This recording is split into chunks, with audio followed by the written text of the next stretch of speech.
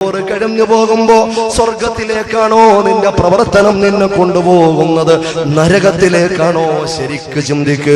എത്രയോ പറയാനുണ്ട്, ഞാൻ ചുരുക്കുകയാണ്. അല്ലാഹുവേ, പറയുന്ന ഞാൻ ഇത് കൂടുതൽ ഉത്തരവാദിത്തപ്പെട്ടവനാണെന്നുള്ള ബോധത്തോടെ പറയാനുള്ള തൗഫീഖ് നൽകണേ റബ്ബേ. പടച്ചവനെ, മഹാന്മാരായ പണ്ഡിതന്മാരെ അധിക്ഷേപിക്കുന്നവര് ഞങ്ങളെ ആരെയും നീ പെടുത്തല്ല റബ്ബേ.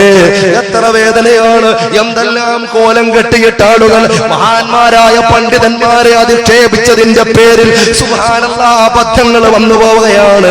സമുദായത്തിന്റെ മുമ്പിൽ മുഖം കെട്ടു പോവുകയാണ്.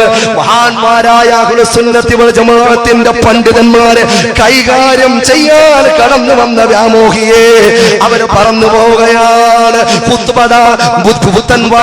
പുത്തൻവാദികളുടെ ആശയം പോലും പറന്നു പോവുകയാണ്. സഹോദരങ്ങളെ, ഞാൻ വിശദീകരിക്കുന്നില്ല.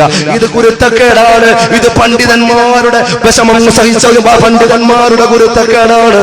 ആളുകൾ എത്ര മുമ്പിലുണ്ട് എന്നതല്ല, ആരുടെ പിൻബലമുണ്ട് എന്നതല്ല, പരലോകത്തിലെ പരിമളം അത് പ്രകടമാകുന്ന ഒരു ലോകമാണ്. ആത്മാഭിമാനം നഷ്ടപ്പെട്ടുകൊണ്ട് എന്തൊക്കെ വാരിക്കൂട്ടി എന്ന് പറഞ്ഞിട്ടും കാര്യമുണ്ടോ? സഹോദരങ്ങളെ, ഒരു മൗലവി പറഞ്ഞു പോൽ മലയാളവും അറബിയും ചേർത്തുകൊണ്ട് ഖുത്ബ ഓതാം. പുത്തൻവാദികളുടെ ആശയം പച്ച മലയാളത്തിൽ ചാലലോടെ പറഞ്ഞ മണ്ടത്തരം പറഞ്ഞവരെ, നിനക്ക് പണ്ഡിതനെ അറിയുമോ? പാണ്ഡിത്യം അറിയുമോ? ഇൽമെന്താണെന്ന് അറിയുമോ? എന്തിനാണ് ഈ വേഷം കെട്ടൽ? എന്തിനാണ് കീശ വീർപ്പിക്കൽ? റബ്ബിന്റെ മുമ്പിൽ പോകണമല്ലോ. സുന്നത്ത് ജമാഅത്തിന് എത്രയോ ത്യാഗോജ്ജലമായ ജീവിതത്തിലൂടെ നേടിയെടുത്ത സുന്നത്ത് ജമാഅത്തിന്റെ പ്രൗഢി എന്തിനാണ് നശിപ്പിക്കുന്നത്? പൊന്നുമോനെ, അല്ലാഹുവേ, അതുകൊണ്ട് എല്ലാ പണ്ഡിതന്മാരെയും നീ കാക്കണേ റബ്ബേ. എല്ലാവരെയും നീ കാക്കണേ റബ്ബേ. എല്ലാ നാവുകളെയും നീ കാക്കണേ അല്ലോ.